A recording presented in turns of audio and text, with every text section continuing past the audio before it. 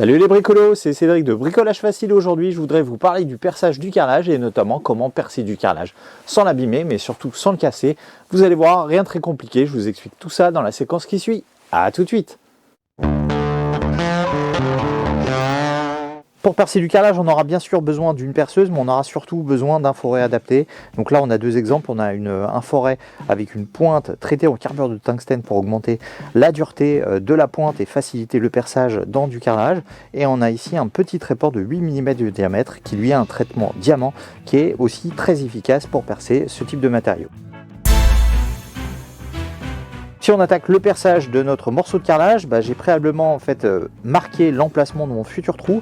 J'ai installé le forêt avec la pointe en carbure de tungstène sur ma perceuse. Moi j'ai une préférence pour un forêt équipé d'une pointe parce que je trouve que le perçage est plus précis et plus facile, alors qu'avec un trépan il nous faudra un guide, ce qui est moins pratique, ou en tout cas avec une technique un peu différente, mais en tout cas avec une pointe ça marche très bien et relativement précisément. Donc du coup, si j'attaque mon perçage, je vais commencer par pointer mon morceau de carrelage. Donc si je ne fais rien là, en fait ma pointe, comme elle adhère pas avec le carrelage, elle risque de bouger. Donc qu'est-ce que je vais faire? Je vais tout simplement rajouter une pièce, un petit morceau de ruban de masquage, tout simplement. C'est pas la peine d'en faire trop. Voilà, une petite pièce suffit. Et je vais repérer l'emplacement de mon trou que je vais appliquer sur mon scotch. Sur mon ruban de masquage, pardon. Et du coup, voilà, je vais pouvoir pointer plus facilement et plus précisément mon trou. Et là, ma pointe, elle bouge plus du tout. Une fois la pointe de mon forêt en position et bien maintenue bien maintenue sur le carrelage par le ruban de masquage, donc du coup, je vais pouvoir attaquer le perçage en vitesse lente. Donc je me positionne bien à la perpendiculaire par rapport au carrelage.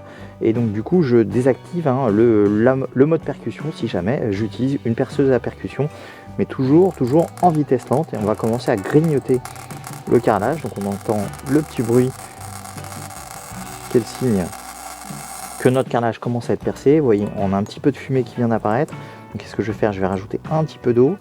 Donc voilà, vous pouvez le rajouter à la pipette ou à l'éponge ou au spray comme vous voulez. Ce qui compte, c'est d'humidifier la zone pour éviter que notre forêt ne chauffe trop. Et je vais continuer le perçage en vitesse lente. Donc j'applique une pression constante, mais sans trop forcer sur le carrelage pour avoir un perçage efficace. Donc, vous voyez, on commence à grignoter le carrelage assez facilement.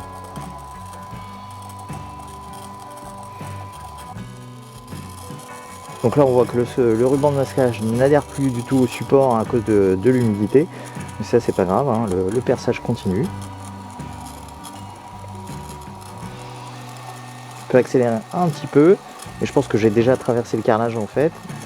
Je vais juste finir pour avoir un trou bien propre et percer sur l'ensemble de sa profondeur.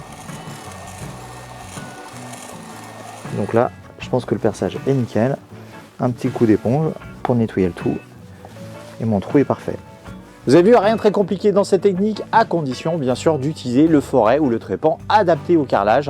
Et donc pour percer efficacement dans du carrelage, je vous conseille un traitement diamant, ça c'est plutôt pour les trépans, ou un traitement en carbure de tungstène, ça c'est pour les forêts, pour percer efficacement dans du carrelage sans l'abîmer. D'ailleurs, si ça vous intéresse, je vous mettrai en description quelques références de produits que j'utilise et que je recommande pour percer du carrelage. Si jamais vous n'en avez pas, ça peut valoir le coup de vous équiper.